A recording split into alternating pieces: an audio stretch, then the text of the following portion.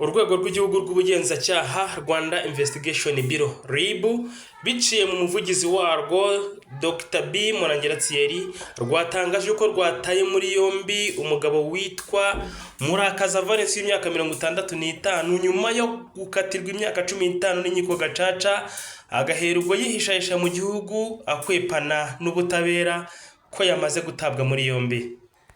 Uyu ni umugabo witwa Murakaza Valens w'imyaka 63.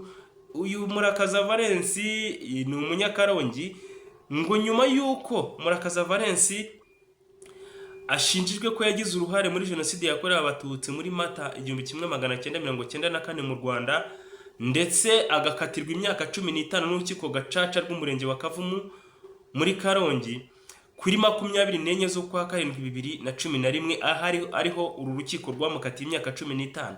Akimara gukatirwa rero n'uru rukiko, uyu Murakaza Valens imyaka 63 yahise atoroka ajya kwihishahisha mu mujyi wa Kigali aho yabaye yihisha ubutabera. Nyuma rero nibwo yaje gusubira mu murenge wa Tumba mu karere ka Rutabi, mu murenge wa Tumba mu karere ka Karongi n'ubundi mu kagari ka Rutabi mudugudu wa Rutabi. Asubiyeyo haza gutangwa amakuru ko uyu Murakaza Valens yakatiwe n'inkiko gacaca imyaka 15 ariko akaba atarigeze afungwa kuko yari yaratorotse ubutabera. Niko rero urwego rw'igihugu rw'ubugenzacyaha RIB rwahise rumuta muri yombi uyu munsi, akaba ari gukorerwa dosiye kugira ngo ashyikirizwe nanone ubutabera nyuma yo gukwepa cyangwa se gutoroka ubutabera azi ko atazafatwa.